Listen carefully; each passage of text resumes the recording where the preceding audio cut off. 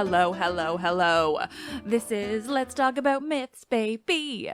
And I'm your host who loves all things greenery. Liv. Now, how many plant nerds do I have as listeners? I have to imagine it's lots of you, particularly after the plant boom that was a lot of people's COVID lockdowns. Plants are just so incredibly fun, and having houseplants just makes me personally so incredibly happy. So I was thrilled when I heard from Eva, who's studying plant myths and sacred groves across the ancient Mediterranean, focusing on those in Greece. Whew. It turns out we know so much about how the ancient Greeks intentionally planted trees and plants in honor of the divine, and how fucking cool is that? Eva and I had an amazing time talking about this. I learned so much and just got to nerd out about both my love of plants and trees and Greek myth. So I could not have asked for more.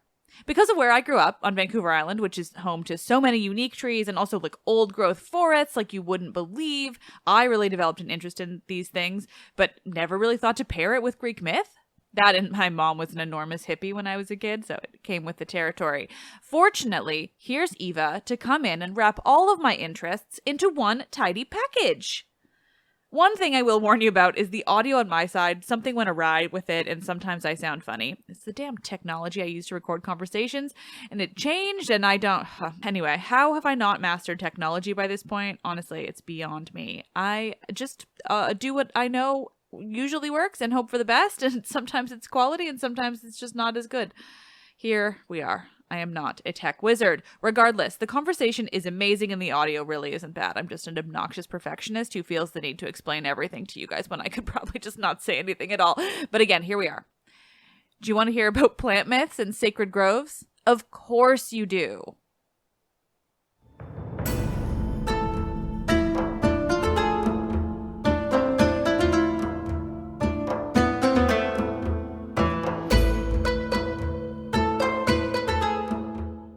Conversations, Becoming One with Gaia, Plant Myths and Sacred Groves with Eva Rummery.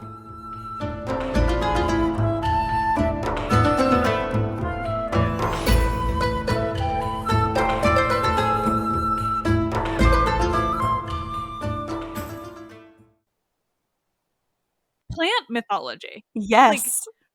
It's so specific and it's so fun. And like, I already obviously have some ideas because I know so many of those transformation myths into plants. No, it's such a common trope in mythology, right? Greek mythology specifically, but it's not researched very much, which is interesting. Like, it is researched for sure, but it is kind of just something that's put to the side slightly, which is very interesting, but very fun. It's a very fun area of research, which is good. Yeah.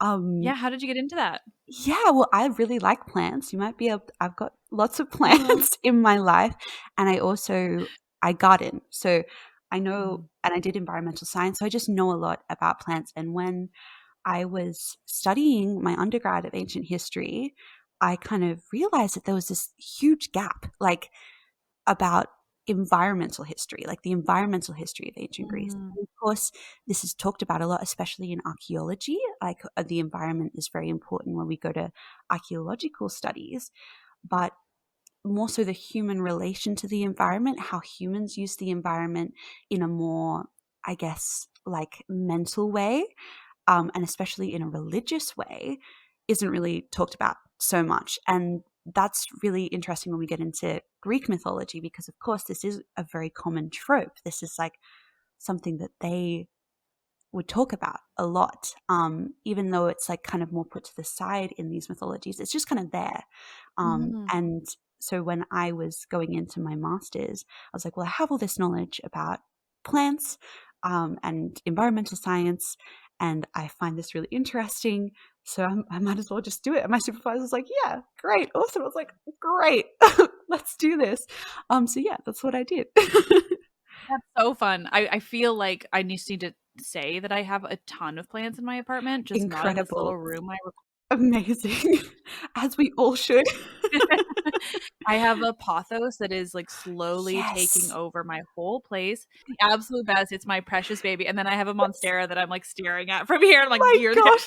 like Yeah. enormous monstera. So no, I'm a huge plant person too. Yes. Yeah. Yeah, it's and they're just like even as you were talking about that in the mythology, I'm like, oh, like I think I'm more into like I'm obviously into plants, Yeah. but like when it comes to the myths, that's been my go-to in putting together tattoo ideas. Absolutely. Yeah. Plants that are significant, yeah, because they just are like so symbolic They are, within the myth. exactly. Yeah. Yeah, it's so true. And they really draw you in that way because of course, like as you're saying, so many of us have plants and we love plants and we understand this like human connection with plants. But it's really hard to try and apply that to the ancient world, of course, even though we have these kind of myths that kind of talk about that and have this symbology and symbolism with certain plants. Looking back on that and trying to apply our love of plants to that is it's a whole different story. And of course it's very difficult and you've got to be careful with like pseudo history, pseudo archaeology as well, in terms of like putting our own understanding of things into the past. But yeah, it's easy to see how we love plants. We find this real connection with them as well, and we find our connection with the ancient myths of them as well. And so how does that relate to the ancient people, which is very much what I was interested in and what Yeah. I wanted to look into as well. Yeah. Yeah, so how do you go about like what exactly do you study in that way? What do you look at? Yeah. Well, it's tricky because you need to be really careful to not move into a pseudo archaeology, pseudo history. So there's a really incredible vein of history, both modern and ancient, called environmental history that really works with this. And I guess the purpose of environmental history is decentering historical narrative from the human to the non-human, the environmental. And this isn't to remove human history, because of course, like we are human. We're interested in human history, but it's kind of that acknowledgement that humans have never been the center of history and never will be the center of history. Like human history does not emerge within a vacuum. And so it's about researching the environment of which all this history happened as the center so that we can understand the human history better as well, which is what my research goes down. That's what I do. And in order to do this, we kind of focus on three evidence sources, I guess you could say. So textual evidence from the time period that we're studying, of course, to understand the human perspective as much as we can in the way that they themselves write it. Then there's archaeological evidence, which is really, really important. So that's where we go into like seed analysis or any other relevant, archaeological sources. And then environmental science as well, which is more a modern, like soil testing, all of that stuff. Really cool things, sciencey stuff. So we go into that realm for it. And yeah, again, it's about kind of making the environment the center of our research so that it isn't put in the background as it often is with this kind of stuff. Yeah. Seed analysis. Like that sounds so Yeah. cool. Oh man, I love it. I didn't get to do as much of it as I hoped because I was in COVID when I was doing my thesis, but I hope to in future do much more, which would be so good. It's just so fun. But yeah, so that's what I did. And I used sacred groves as a case study for this. And sacred groves is something come up a lot in Greek mythology. And in fact, mythology is really our main textual source for sacred groves. And, so Odysseus visits a sacred grove. I think Nausicaa tells him to go visit the sacred grove to talk to Athena. It comes up in the Iliad a couple of times. Of course, there's the killing of the Nemean lion in a sacred grove of Nemea. All of this, it comes up consistently in Greek mythology, but the people writing the Greek mythology don't really elaborate on sacred groves very much. They kind of just mention them. You Yeah, just like exactly. mention these things in That's passing. right. It's like, excuse me, you should imagine that like 2,500 years from now, people are going to really want to know what you're talking Right? about. Exactly. I'm just like, man, come on, just give me a little bit more. Like just Details, something. please. Yeah, exactly. And that's because, of course, these were common features of their life. They didn't need to explain it. Like people knew No. about it. So yeah, so they come up a lot in Greek mythology. And what you kind of see in Greek mythology is this sense of communication in these spaces between the human world and the divine world. So often heroes will go there to communicate with gods, or they'll be planted as hero shrines. So that happens in the Iliad from fallen heroes. So they'll plant them as hero shrines. And that's actually very much reflected in what we can see in the archaeology of sacred groves as well. And this all kind of ties into a lot of, yeah, exactly, the transformation stories. That's a really common trope in Greek mythology. And it's kind of this interaction in this very wild and only divine way with the human and the divine in this transformation of a person into this divine thing. And often people who are transformed become nymphs as well. So we see that with Daphne, Eurynome as well. So it's this interaction between the divine and the human. And it's really interesting to see that in the archaeological and historic record as well, that it was very similar, which doesn't often necessarily happen in mythology. Of course, we need to remember that mythology doesn't necessarily reflect society of like the ancient society necessarily at all. But at least with what we can see with sacred groves, it's actually remarkably similar in a lot of ways, of course different in a lot of ways as well. But yeah, it's interesting.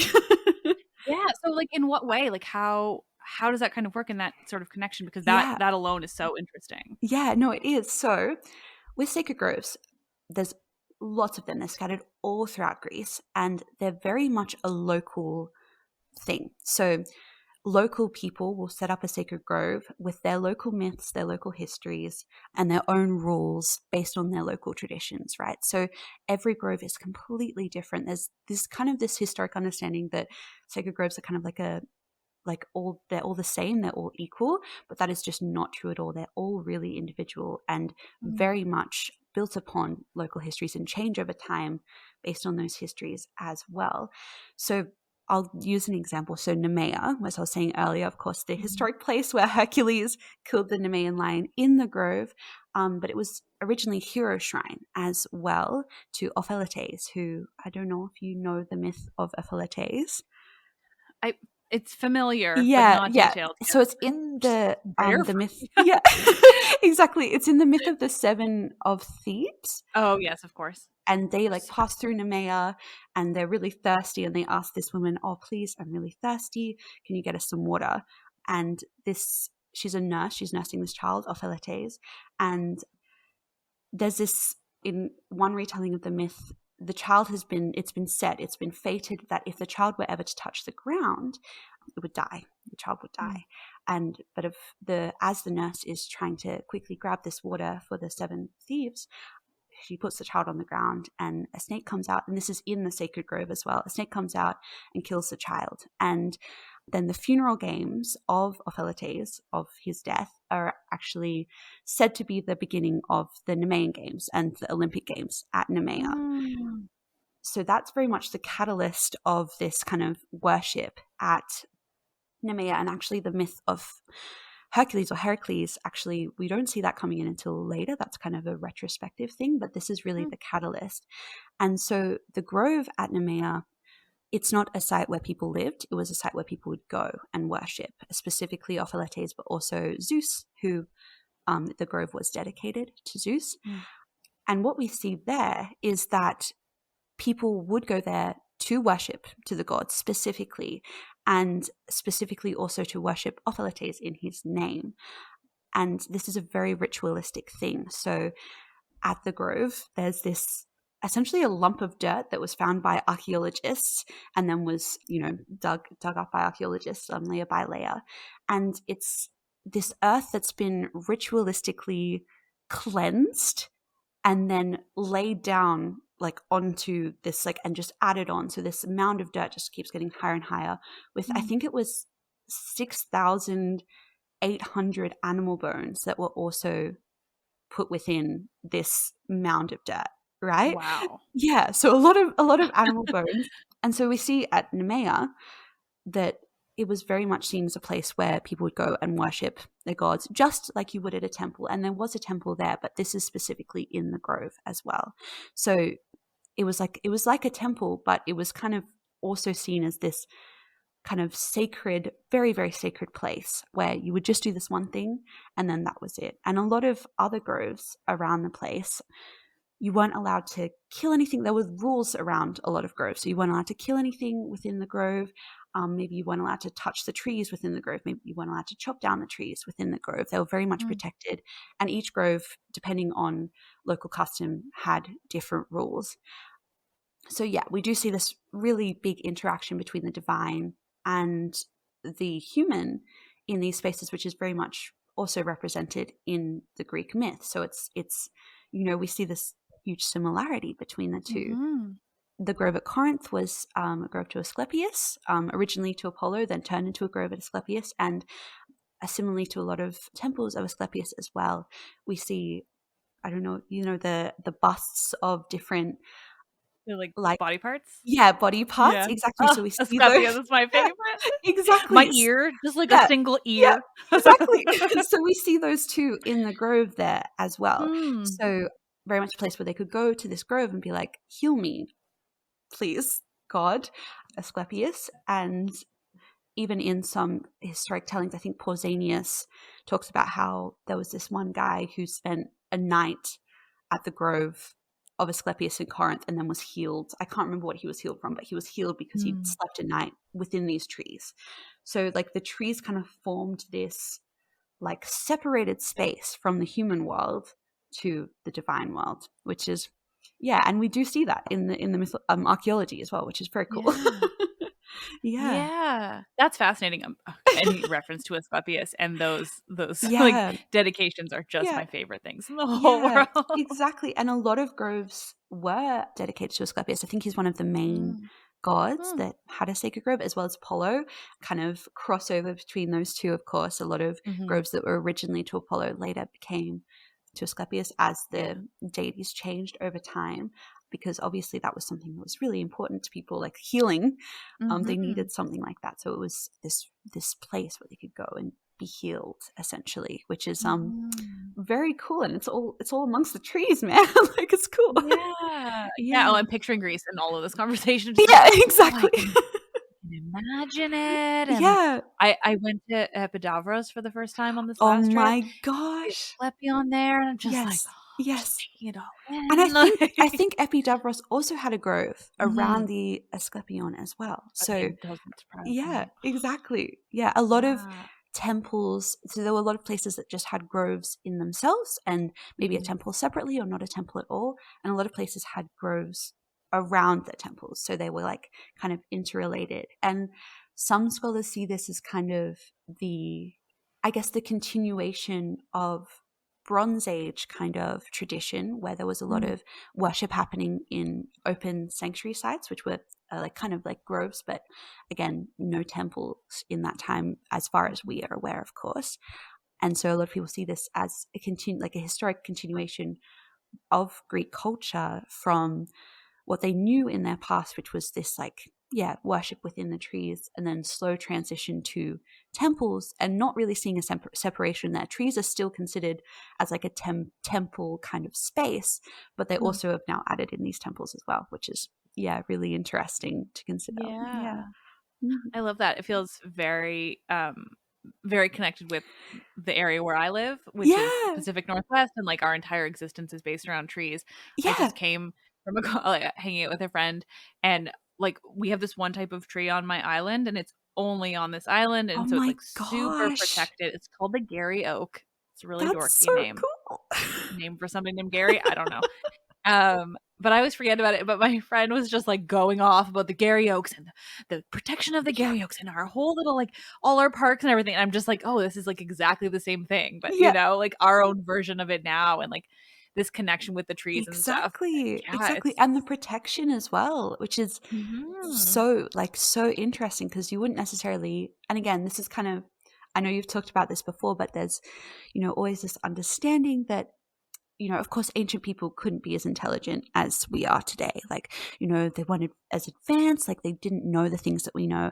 And this is especially so with the environment. Like, a lot of people think that ancient people had no idea what was going on with nature. Like, they didn't know Mm. about plants. They didn't know, of like what the environment was doing for them. But I think this is a real disservice to ancient people to consider it that Yeah. way, because these people were spending more time in nature than we like can even imagine, and Yeah. all of their livelihood and their food was coming from these spaces as well. So they very much understood the significance of their environment around them. And we can see that archaeologically as well, which I can talk about if you'd like. Mhm. Please. Yes. But I think that also comes into play when we're thinking about, the divine nature of nature and the way that Mhm. ancient people may have considered this as such, because like, I think they just knew how cool it was. Like, they Yeah. knew the amazing things that nature could do, and also how wild and unruly it is, which is very similar to how, the gods are written about, and of course, a lot of the gods in ancient Greek myth are nature gods. Yeah.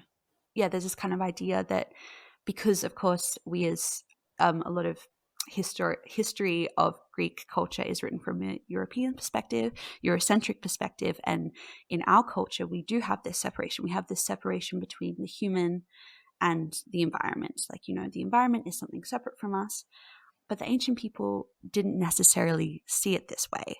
And we often write about it as if it is this way, but there's really no evidence, at least until later, maybe when we start getting into the Greco-Roman period and the Roman period of Greece specifically, you kind of can see more evidence of that occurring and that type of thought occurring.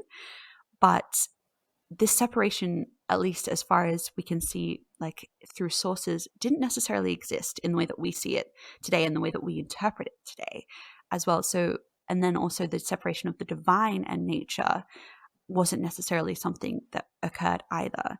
So I Yeah. think it's really important to consider that when we're looking, especially at these myths as well, that there wasn't necessarily a separation between divine and nature and human and nature. It was kind of all interrelated and in like this thought pattern. And obviously we can never fully know, but we can't fully say otherwise either. Yeah. Yeah, I mean, I just think like they had 3 different Mother Earth style Yeah. goddesses. Like, Like one for every type of understanding of nature and earth. And like and I mean even just at the very beginning of when you were speaking, all I could think of was like the different nymphs. Like there's like yeah. 20 different So types of many. nymphs. Exactly. Just So the yeah. specific. The minutia Yeah. of nature and connecting that specifically with Mhm. divinities, but then also like it's the divine in nature, but it's also those are the ways humans would then connect with it. It was Yes. their way of understanding the nature that they saw, and they saw how magnificent it Mhm. was, how powerful and important and life-giving, and they just assigned divinity to Yeah. it Yeah. as a way to understand that. Like, yeah, I mean, God, it's just like it just makes so much sense, Yeah, and absolutely. I love it. No, no, Yeah. you're so right, exactly, and it is very like, it's not strange. I can, like, again, I'll talk about it, but it is strange that we assume that there must be this separation when Mhm. it's very clear that this was like, yeah, all very much intertwined, at Mhm. least in the way that we perceive it from both mythology and historic texts, and then of course the archaeology as well. And I, again, going back into Eurocentrism, which you've talked a lot about on your podcast, which I think is I so try, so I'm wonderful glad. because it's so important. Like, obviously, it's really sad and to see how this has been interpreted this way, but we need to talk about it so that we can deconstruct it. But Mhm. interestingly, this comes a lot into play when it comes to plant mythology, and specifically our interpretation of Greek mythology and nature gods. Because so there's this line of historical study that kind of turned up in the 1800s, called Comparative Religion, and this has Yeah. formed and changed a lot of different times, and I think it still goes on like today, but it's in different forms. So I'm by no means an expert on this field of study at all, but around the later 1800s, comparative religion was used a lot in European studies of Greek history and Greek mythology, because this was a time period when, of course, Northwestern Europe was very much like, Greek history is our history, like this is our past, even though, of course, like, not really, but this is very much our history. So, and whether or not this was purposeful or like, just something that happened because this is what their understanding was, they kind of ended up trying to prove that Greek religion was more like our, our Eurocentric religions, or like our Christianity, than it was to, like, what Greek religion was. Yeah. And the comparative religion was, and it kind of goes into primitivist type of side of history as well, and historical interpretation as well, was kind of trying to show how cultures and their religions essentially changed over time based on the primitivism of the society, which it's so yucky to talk about, but essentially the belief was, and of course there was a lot of studies being done and anthropology in the 1800s happening in like Africa and Asia, and so there was this belief in this comparative religion and primitivism side of history that, okay, so cultures and their religions started off, like the most primitive side of religion was when cultures worship trees, or they just worship nature. So just the trees themselves, the nature themselves, this is the most primitive a society is. This is where society starts. And then they kind of... You can hear the colonialism. Yes, exactly. You very much can. And then they kind of track this development of a culture through their religion, right? So the next stage of a developing culture is when they don't worship the trees themselves, but they worship like tree-like deities or deities that represent trees, right? So that's the next stage. And then the next stage is when these deities become anthropomorphic. And then the next stage after that, and it keeps going until, of course, it's like one god, Of course. Monotheism is the only way. Exactly. And there's a work that's so, like, basically just sets this all out. It's called The Golden Bough. I've heard of this, but I've never read it. Yeah, and it's a very much like seen as like this capstone work for this time period, and a lot of authors really use this, like both like fiction and nonfiction, and authors and historians use this work as like a template for understanding this type of stuff. But it very much sets this out, this kind of like staircase to a modern society, or quote unquote a European, Northern European society, right? And so from works of this time period, rewriting Greek mythology or rewriting Greek history in relation to plant and nature mythology, we're very much trying to prove, or at least, like, whether again purposeful or just based on their own bias, can't say, we'll never know, that ancient Greek society did not just worship trees, that they didn't worship nature in itself, that they were worshiping, they were worshiping nature like deities, but they were anthropomorphic. It's not like, these primitive, again, very big air quotes, primitive societies. Horrible, yeah, exactly. And so we see some historical works and historical interpretations of people trying to track Greek religion and how it's developed to be, by the time of, democracy and philosophic thought in later classical Greece, it's much more of like a Eurocentric, like, religious society. And so in Bronze Age Greece, maybe they worship trees. We see these signet rings of women hanging off trees. So maybe they worship trees then, but later on, no, they worship nymphs, and these are anthropomorphic nymphs. So, there's this change. And so even in the way that we now interpret Greek myth and the way that nature is represented in this myth is very much,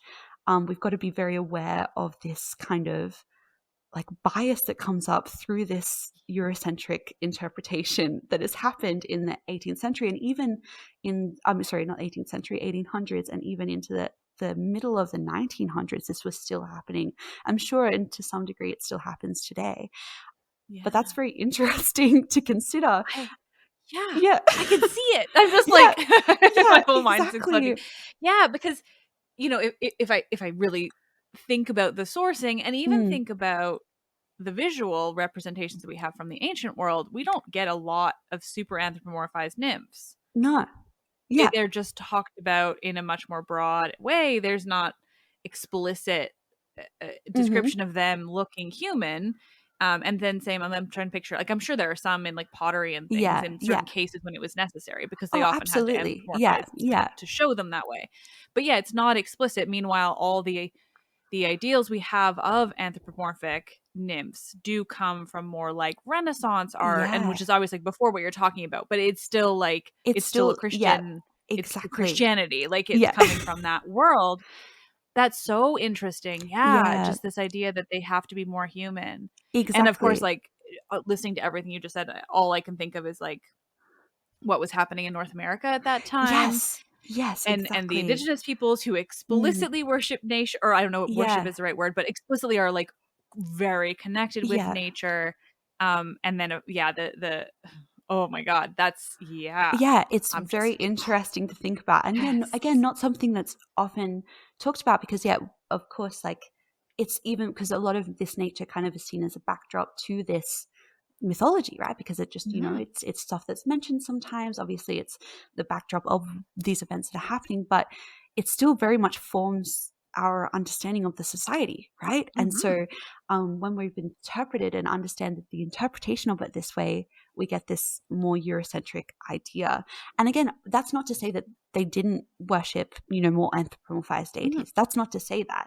But we do need to be aware that our understanding of that has been shaped by this thought. And even like the translations of a lot of these texts, the word choice, all of that is could be very much influenced by this. So it's interesting to consider that. And like just what you were saying about like North America in this time, the same. I'm from Australia, and of course we have a very colonial history here as well. And again, this trying to prove that religions that believed and worshipped nature were more primitive was like all like so rampant in this time. Well, I mean, it's like basically why both of our countries were colonized. Exactly. So it's all part of this narrative. Yes. And again, it's so important to talk about this because we need to do that in order to deconstruct it as much as we possibly can. Of course, it's always going to be there, but as much as we can, deconstruct it.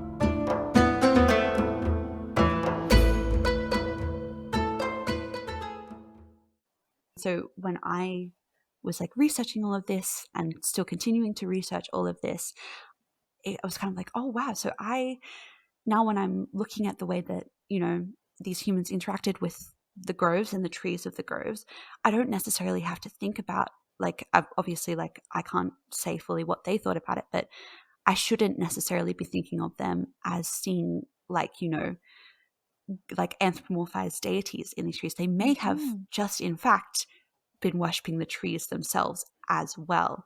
And perhaps there isn't this distinction that we kind of are expected to see for so long, which is very interesting, kind of like shifted my viewpoint a lot, because of course, like, I grew up reading mythology, listening to your podcast, and all of this. And it's so interesting to be like, oh, I've got to like change my viewpoint here. It's very interesting. I'm obsessed with it. It's so fascinating. Well, and it just makes so much sense too to kind of break that down and like think about the actual sourcing and then what we actually know about how they understood nature deities, particularly nymphs. Like that's the thing that I'm stuck on now, Yeah. because like there really were so many different nymphs for so many different types of Yeah. plants and trees and waterways and all these different things. And like these ideas inherently are not anthropomorphic. Like No. they are natural. They are, Yeah. it's the natural world. And to me it always made sense. Like I don't think I explicitly like thought about them anthropomorphized, but obviously like all my varied Mm. biases and in how I've Mm. learned these things have influenced it. But at the same time, all I've ever kind of imagined is just the nymphs existing as a way to not personify, but like kind of, I guess, but just as a way to Yeah. like understand the natural world and all of its like incredible Mm-hmm. sophistication Mm-hmm. and like connect that to Like themselves. humanity. Absolutely. Yeah.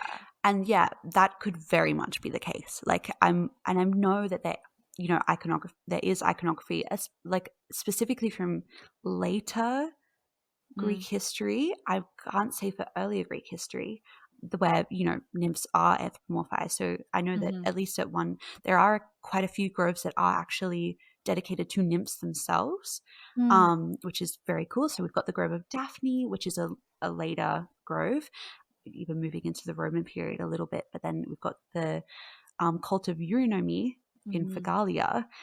Yeah, Phargalia. And they have a cult figurine there, like an iconographic figurine, which is anthropomorphized there. But that, again, it's a later Greek thing.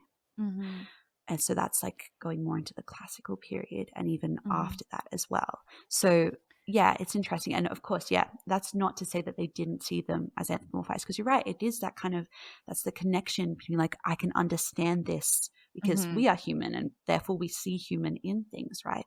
So that Mhm. very much could be the place, but it's not necessarily the case, or at least so much of the case as we once thought it to be, you know? Mhm. Mhm. It seems to me it would be reasonable if it was some kind of combination, where Yeah. it's like where they're not just Yeah. human like it, but No. it's like if you have to carve it, if you want to create a cult figurine, a cult Yeah. statue, well then like what are you going to do? Carve a tree? You have the Yeah. tree, you don't need to carve a tree. So Yeah. you're going to give it a human Mhm. form for that Exactly. purpose. But yeah, Yes. more like purpose specific than Mm. an inherent need to anthropomorphize Mhm. every one of them. Absolutely. And yeah, talking about the figurines specifically in some areas of Greece, and then also in Mesopotamia, they also had groves in Mesopotamia, especially closer to the coast, so like more in Phoenicia, Lebanon area. Mm. There were a lot of groves there as well, and they often wouldn't have a figurine, but they would worship, oh gosh, what are they called? Like they were like a pillar. Usually they were like a kind of a pillar of wood, Mm. and I can't remember their exact name, but that's what they would worship. They would worship a pillar of wood. Wow. So that I think is an earlier phenomenon, but it did occur later as well.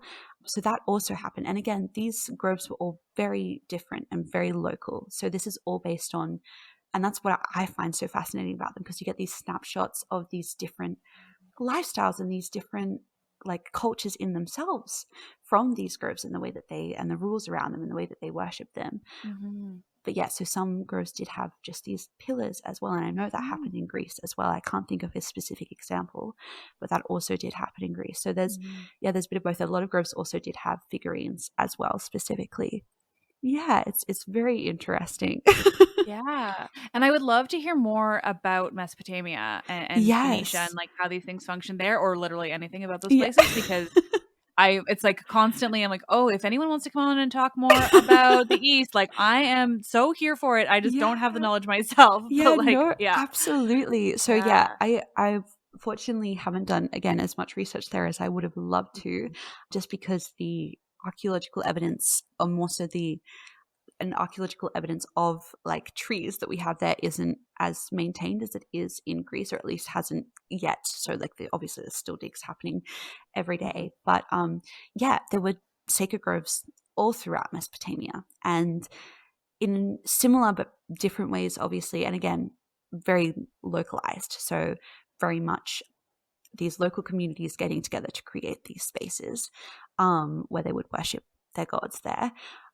And yeah, similar to that. And so there were these, again, protected spaces often, which is a really interesting similarity between, like, in almost all groves in Greece and somewhat in Mesopotamia as well. These groves had specific rules for their protection, right? So yeah, often it was that you couldn't cut the trees. Sometimes it was that you couldn't kill anything within a grove or harm anyone. Slaves could even, in Greece, like slaves could even go within a grove and be like safe and protected there. Like they couldn't be like captured again if they were like running away or something. And we do see that in Mesopotamia as well. So these were similarly very sacred areas. And of course, there were different gods relating to them. So I think Asherah in Israel was one of the main, like in the Israel region of Mesopotamia, was one of the main goddesses worshipped in groves there. And then, oh gosh, there were just so many, like, again, completely localized areas. And then when we get into later periods, when we have, Greek influence in more Western Mesopotamia, and then finally Romanized Mesopotamia as well, we see these later, like, old cults of Asherah and of other goddesses, specifically often goddesses, but sometimes gods as well.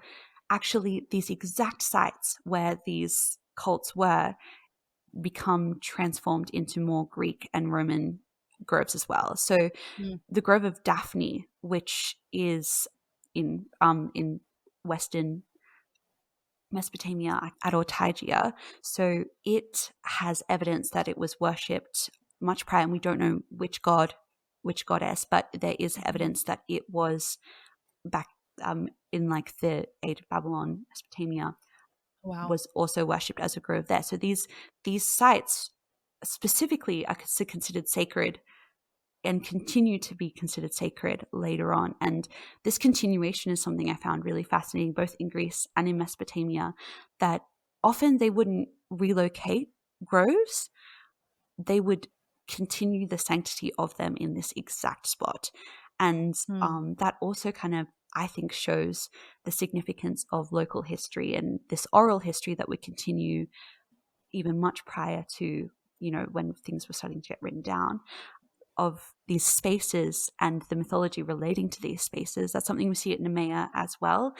It had been worshipped since the 9th century BCE as far as we know, but it's likely that it was much earlier as well, even going into the Mycenaean Minoan period, which, 9th century is around that time anyway. And it continues. So we had worship there, and then they started kind of moving down the mountain, but it's still in the same spot. And then finally, in the 6th century BCE, the grove that we now know as the Nemean Grove was built in this exact spot as well. And yeah, same thing for a lot of Mesopotamian, which later became Greek and then Roman groves. They were worshipped from very early time, even going into like Bronze Age, on these exact same sites. So that's very interesting to me. I think it's very cool. Well, and one thing I learned in having a guest on speaking about the Hellenistic period is the ways in which at least some of those kings and like conquerors didn't try to completely overwrite the local customs and the local myths. They just tried to like incorporate their own. Yeah, which is so, I think it just suggests like how powerful these things were to begin with. Exactly. No, I think that's so true. And yeah, again, I keep going back to Nemea. I just think it's a great site. But when Macedonia came in with Philip and then Alexander into Greece, for a little while, the Nemean Games had been moved from the site of Nemea to Argos. And the Macedonians, as an attempt to get the favor of the Greek people in this area, the local communities, again, going back to this locality where the Nemea was such an important site, obviously, they moved the games back to Nemea, and they also reconstructed the temple there because it had fallen into disrepair, and actually replanted the grove, which was very, very interesting. And I can go into more of the archaeological evidence of groves if you'd like, but it's a couple of groves were replanted, and we can see the archaeological evidence of that in pit plantings, right? So we can see that these plants had been planted specifically in these spots and then replanted again in these spots. And that's what Macedonia did in Nemea. And we see that as like a way of gaining favor with these people. And yeah, exactly the same going into Mesopotamia. Again, it was probably the same thing, trying to get on the side of the people by refurbishing and rejuvenating these places they held really special. And I think that just really shows how significant nature was, and specifically these sacred nature places were in the lives of these people. It's very cool. Yeah. Now I desperately want to hear about how you figure out when and where things were planted and replanted. Yes. So the cool thing, and this is why I ended up focusing most of my research on Greece rather than Mesopotamia, which was a shame. But the cool thing is that there were very specific planting practices at groves in Greece, and we have a lot of evidence of it because cool. I know, right? Like, it's so cool. So we can see essentially with a lot of plants, there's this planting pit method, which basically you get a more mature plant, you put it in a pit that has been dug and sometimes has like concrete edges, sometimes doesn't. And you essentially use the lower limbs of this mature tree to add and put them under the ground to kind of form the root base, and then the roots will grow out from that point. And this was a common planting technique in this time. We hear some plant guy, I can't remember what his name is, talk about it a little bit later in history, but we can see this going back into the archaeology. One of the Plinies. The only people I can think of that is a plant guy. Yeah, exactly. One of them. I think it is Pliny, actually. I'm not surprised. I think there's also like, it's like Theocritus. It's almost Theocritus. Oh. Like someone like that who also talks about like planting techniques a lot later in history, which is very fun. But when we look back on them, we can like, oh, that's what this is. Like, that's what this is. Yeah. And so Nemea, there's the Temple of Hephaestion in Athens, near the Agora, and Cos, then there's a site on Cyprus as well, in Cyprus, where we see these planting pits, and they're all remarkably similar. And then so there are these big pits. You can find them with archaeology either because there's concrete around them, or because the root systems of these trees, which are very, very old and have been there for a very long time, have actually left that in like you can still see the root systems of these trees in the archaeology, which is very cool. That's so cool. Yeah, then based, of course, on findings in these pits, we can date the pits to certain time periods, and then sometimes pits were replanted next to them that are younger, or in the same pits themselves. You can find this kind of either the surface level of the pit has been like raised and another tree like planted in afterwards. So we can see that with some of these sites, the grove was so important that if some kind of tragedy happened where the grove died, so for example in Nemea there was a fire in the 6th century BCE that destroyed both the temple and what it seems like was the grove, because the grove was replanted when the temple was rebuilt. We can see that in like it's the same exact time period of the pit planting and the temple being built as well, and a couple of other sites as well. There was a flood in a site also in the Peloponnese that seemed to have like completely destroyed the site, and we see a replanting of those trees in exactly the same spot. And Corinth as well. Corinth also has planting pits there as well. So it kind of again shows the importance of these sites. These weren't just like for some sites, of course, they were trees that were already there, and most of these places would have had groves prior to their planting. But the fact that they would work so hard to replant these groves, and for a couple of sites more than once, like they would plant them a couple of times, shows the significance of these sites to the people. Like they wouldn't do that if they weren't significant. And going back to what we were talking about, how a lot of people don't consider the intelligence of ancient people and how much they understood, and in this case relating to the environment. The plants that were chosen to be replanted in these spaces are also very significant. So I'm a getting lot so of excited. yeah, it's so good. A Tell lot me what plants. so, a Mm. lot of the tree that I mostly focused on was the cypress tree because it's something that wasn't looked so into, and I kind of had to narrow my focus a little bit, but I did look at some other sites as well. But at all of the sites, literally all of the sites that the cypress tree was either planted or protected in these spaces, and often these were around really important temples or shrines or just locations, as we've already like identified with the continuation of them. At all of Mhm. these sites, these are really erosive sites. So like Greece Mm. is a pretty erosive place to start with. There are some really fertile areas, but these are like really erosive sites where, you know, they were losing like mass constantly.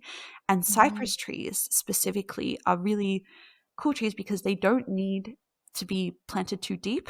They have quite Mm. shallow root systems, but they have very wide root systems, which work really well to hold soil, essentially. Mhm. And actually, modern Greek environmentalists now use replanting cypress trees in really erosive areas to preserve the soil in these areas.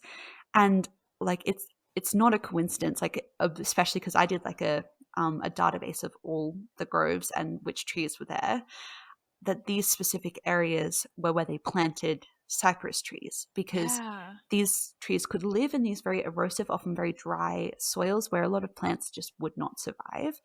Mhm. And also, they were planted in planting pits. And of course, cypress trees have a very small, shallow root system that they could survive in planting pits.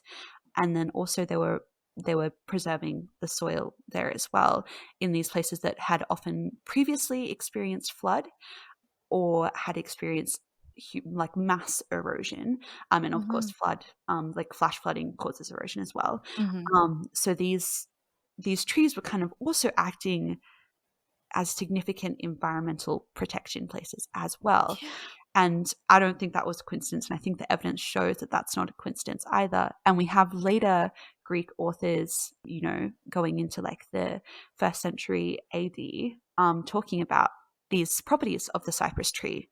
And so we know that this was at least known by the first century. So it's likely that it was known earlier as well, Yeah. They're which is rational. very cool. And in Yeah. other areas, different trees were planted, which were also significant to that specific environment as well.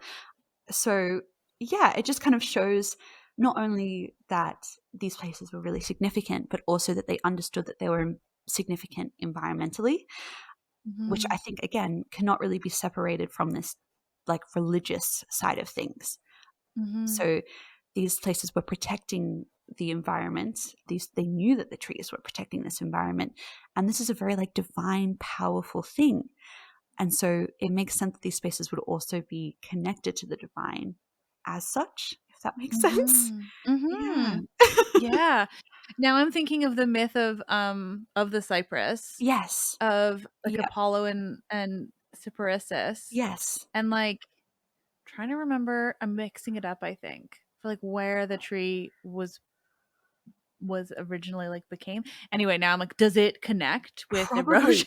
I don't know. Exactly. No, it probably Yeah. does. And you know, again, Mm. like Greece is an incredibly like hard environment. It's really difficult. Again, there's more Mhm. fertile areas, but it would be, again, I feel like disrespectful to ancient Greek people to not think that they would understand erosion and not Mhm. understand the significance of the environment and root systems and the mushroom root systems as well in preserving the land. And yeah, how this relates to mythology and all of that, I think you can't disconnect that from it. No.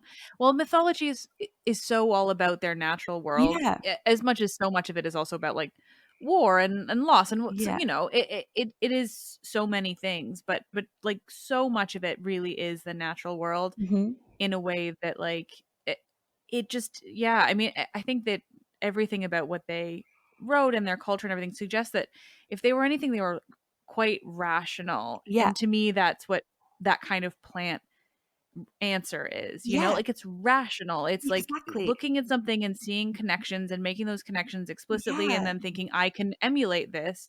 I can plant a cypress tree to prevent erosion or yeah, to help, or because I've seen it in action just by witnessing this, yeah, and yeah, I love absolutely. that. And yeah, I love it too. And I think what I love about this like area of research is it brings so much empowerment to the ancient people, which I think for a lot of history kind of gets taken away, which makes me sad because like, you know, these are incredibly intelligent people, these people who lived on the land and like, yeah, understood it. So I think whatever we can do as historians to bring that back to them and give them the appreciation they deserve really is really cool. And especially again, when talking about mythology, which is something, you know, a lot of people consider like it's a bit strange, it's surreal, like, you know, that kind of stuff.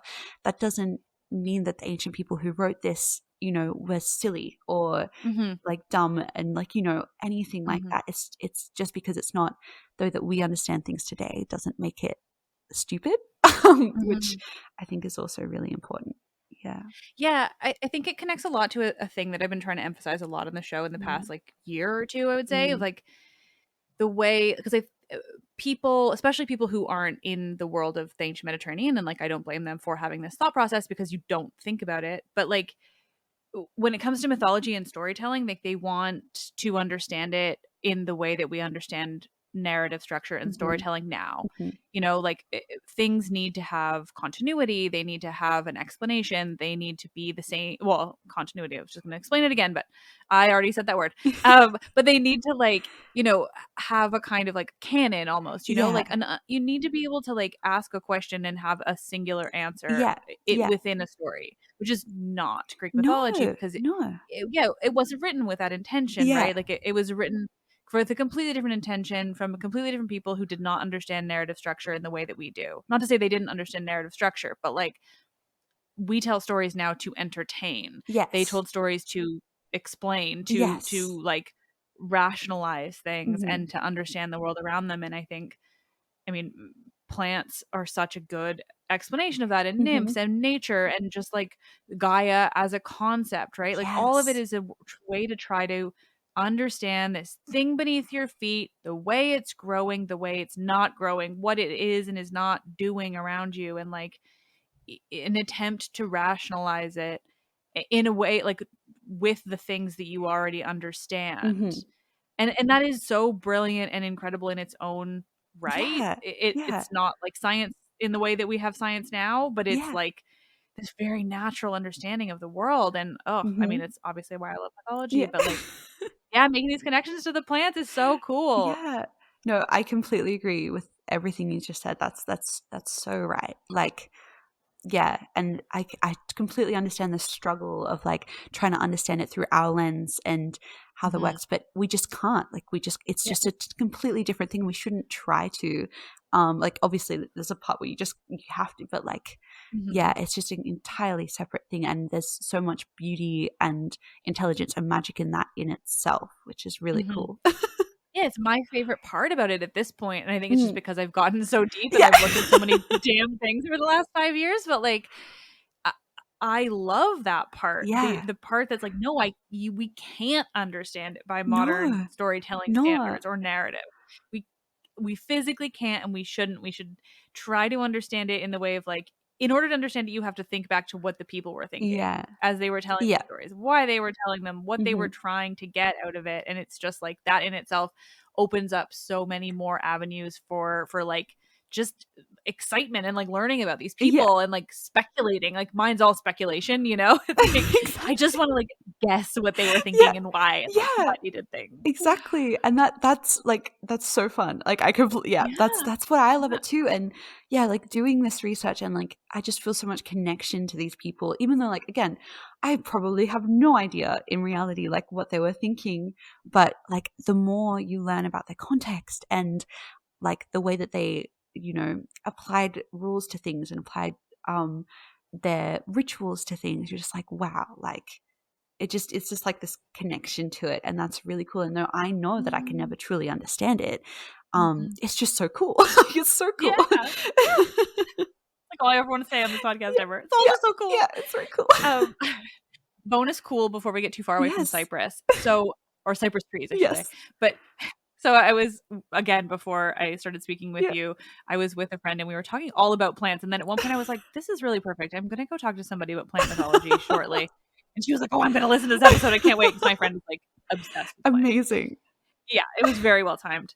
But she's also going to Greece for her honeymoon next month. Amazing. And in part because she's my friend and she just looked at my pictures and was like, so I guess I have to go to Greece, right? Yeah, You really do have to absolutely. go to Oh my Greece. gosh. Like, I don't know how we're friends otherwise. But I was just like trying to tell her about like nerdy stuff she would see, including plants. And the biggest takeaway I always have is like the pine cones of cypress trees are the cutest, silliest little things. So true. It's so And true. I would like my listeners to go and Google what the pine cone of a cypress tree looks like.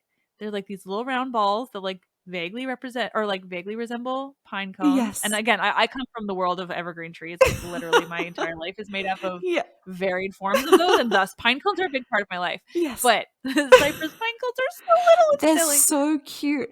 I think on this exact topic, I think there is, and I can't remember if it's Greek or Roman. I can't remember, but there is like a pet name that is like, it means I feel like I remember it's either pine like cone or cypress cone.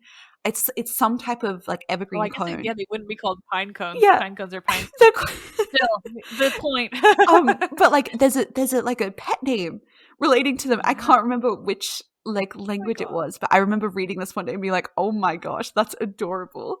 I love it. Adorable. It's so good. But I would love to know other trees that they planted in sacred groves, like both for practical reasons, but did they also have certain types of trees for more like divine reasons, more like traditional, what's the word I want, like more connected to the divinity, I guess? No, that's absolutely true. So yeah, actually some trees are specifically related to certain gods, as like, so Zeus and the oak, that's like a very common one. So the oak of Dodona, that's very common. So a lot of Zeus's sacred groves are oak trees. So that's a very much a and again, it's hard to say whether these oak trees were there and then they were like later given to Zeus, or whether, you know, they like it was a backtracky type of thing, like established for Zeus. But a lot of oak groves were Zeus's, though of course there are some cypress groves that are Zeus's as well. Cypresses were often either cult like sites, or they were Asclepius, as I was saying. And again, hard to say which came first, but another interesting one with the cypress is this is a very medicinal, you know, tree. Cypress sap and resin, and we again have this in later texts from Greek authors, were used in a lot of medicine. So again, that's an interesting correlation there. If like the god of medicine has a very medicinal tree related to him.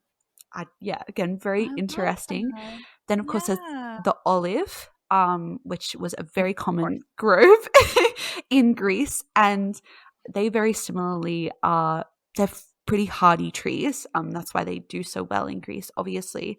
But again, they're often Athenian or Athena's groves. So in fact, almost all of the olive groves are like in the Athens area. They kind of have the monopoly on like sacred groves of olives. There are others for sure, absolutely. But again, because this is, again, sacred groves are so local, like they're local places created by local people. And so it makes sense that people who related with Athens and the mythology of Athens would really identify with olive groves. And also, of course, olive groves grow really well in the region of Athens. Again, it's all interrelated. Yeah, so like the mythology of Athens and the olive tree are also related to the fact that olive trees do really well around the area of Athens. So it's this kind of correlation as well. That's a really, really common grove. And yeah, they have they're similar to cypress trees. They are less hardy than the cypress, and they do have deeper like root systems. So they have different environments, but they are also really good at protecting the soil. In some way, as all trees are to some extent, but some trees, if they are able to live in less fertile, less watered soils, it means that they're able to do that in a more significant place, because those places are more likely to like experience erosion. And then the other, which is like there's so many types of trees in groves. Like you could really, I'd say, any tree that grew in Greece probably had a grove related to it. But one of the more, I guess, well-known one is the poplar. And this is one that we see a lot in Homer, poplar groves. And they actually are often related to water because poplars like water. And they're more in fertile areas of Greece. And they then accordingly, again, interrelated, often have to do with nymphs, like water nymphs. And this relation to this fertile watered place with the poplar, which waters the poplar. Again, this whole interrelation of it all. And that's something that Homer talks about a lot, about the watered poplar grove and how beautiful they are. And yeah, the relation with the nymphs in those areas as well. Yeah. So lovely. It's just so lovely. It's so good. Oh, yeah. So, oh my gosh, this is obviously so exciting. I know I love plants, but somehow I didn't quite anticipate how much this was going to be. I know. Exactly in my wheelhouse. Oh my god, we've all been there. Dorky, I love it, right? Huh. Oh, actually, now I'm thinking even too, right before I got on the call with you, my sister randomly texted me being like, I need pictures of your olive trees and your monstera tree, please. I love it. Clearly my entire family. I really want an olive. I need to get one.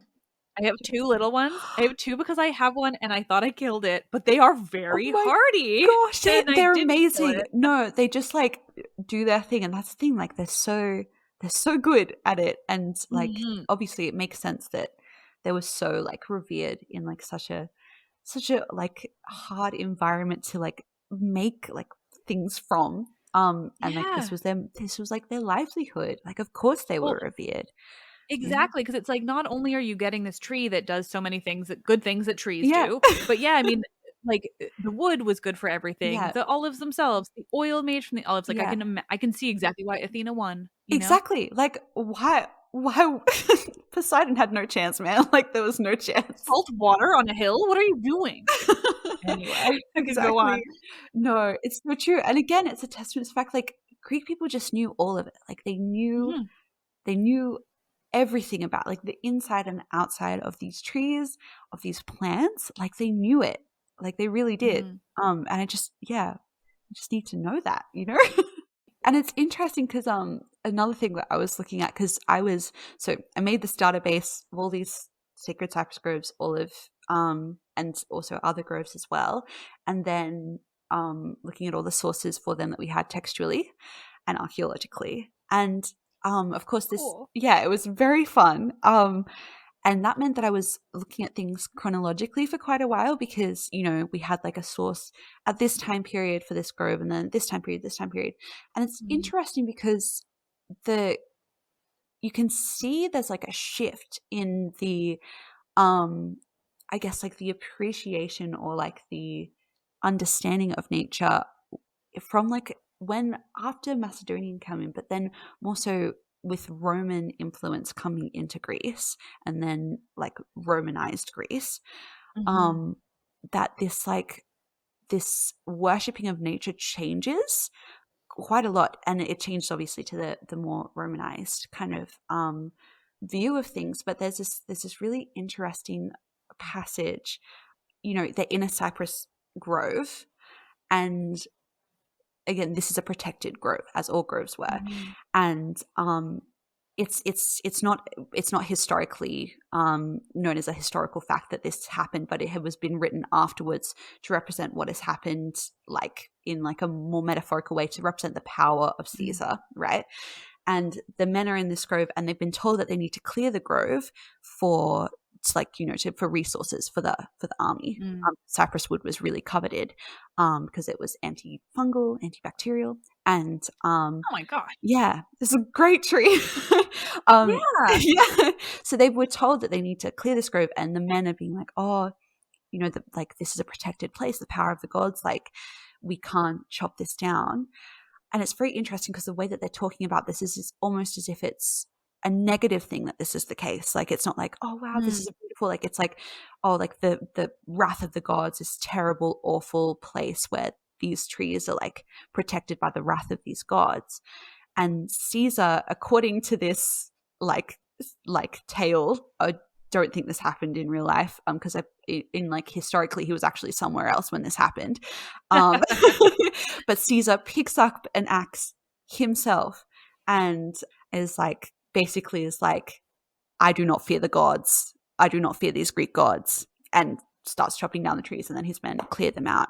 So you see the change, and obviously what the Greek people were feeling about this, we don't know because these are Roman sources, but the sacredness of these places were understood by the Roman people coming into Greece, but not respected in the same way. And Roman people had sacred groves, but there's less rules and regulations around them, and especially not for Greek groves, obviously. And a lot of groves that we see this continuation from even the Bronze Age, but especially just after the Bronze Age onward, right until Roman occupation, suddenly are no longer worshipped at, like pretty soon after that. So very quick shift there in that case. And it's interesting, some of them do continue and they get shifted into, again, like what we were talking about earlier, some, of the people going to these places to get influence in those places did like uphold these kind of traditions. And again, Daphne is one of those groves where that did happen.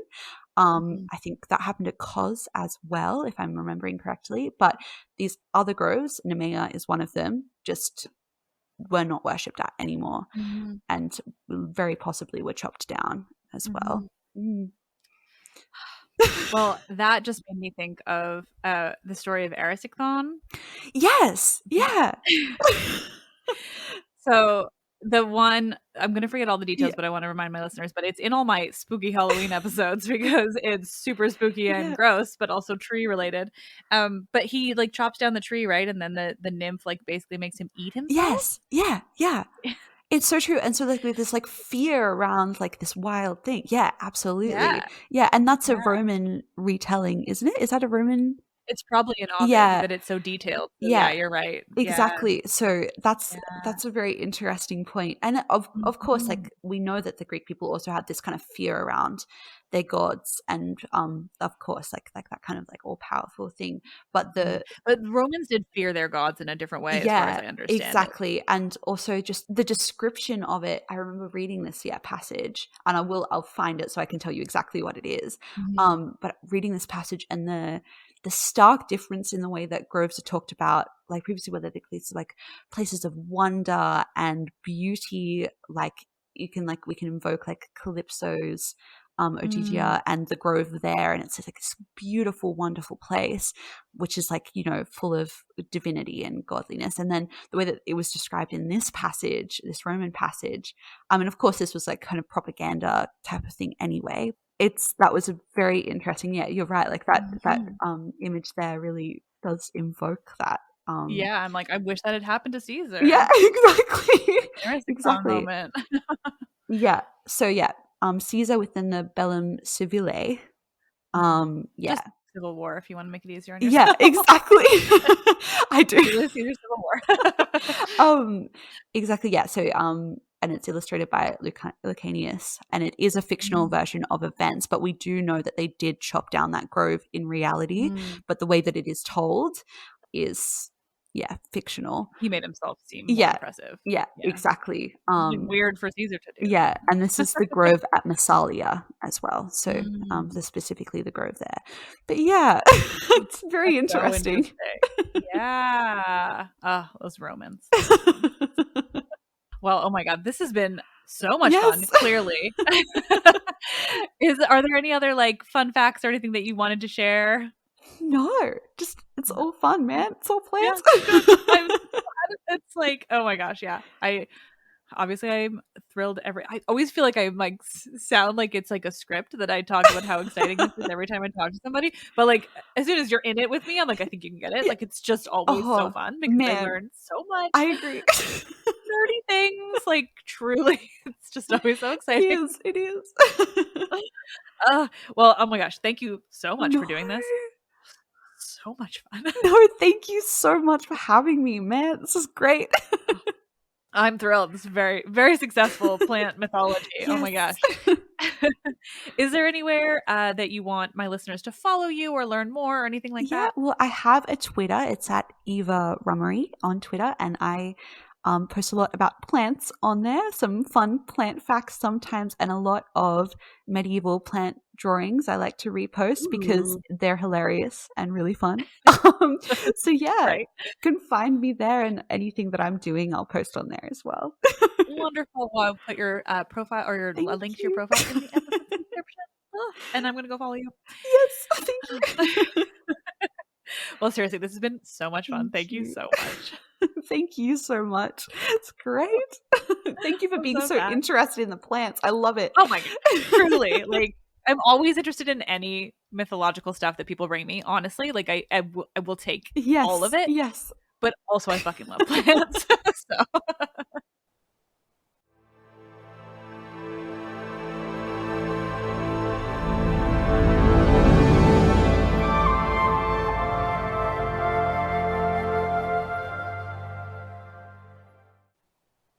Oh, nerds, nerds, nerds. How fun was that conversation? As you can all tell, it was very fun to record, sometimes too fun, and we talked over each other, which is when the audio goes weird. Good times. Why is my recording software suddenly being a jerk? Great question. I say it in every conversation episode, but it's really always true. It is such a thrill to get to speak with people about their little niche subjects and learn from them, like sacred groves. How incredibly cool! How amazing is it that we actually know how they planted certain things and why, both because of the archaeological evidence and then later writers talking about like that thing that we already had evidence for. It's like solving mysteries, this archaeology thing, like nerdy detectives. Anyway, this is truly so fun, and I hope you all enjoyed it as much as I did. You can follow Eva on Twitter. There's a link to her profile in the episode's description. Let's Talk About Myths, Baby is written and produced by me, Liv Albert. Michaela Smith is the Hermes to my Olympians and handles so many cool podcast-related things, from running the YouTube to creating promotional images and videos to editing and research. Stephanie Foley works to transcribe the podcast for YouTube captions and accessibility. The podcast is hosted and monetized by Acast. I am Liv, and I love this shit.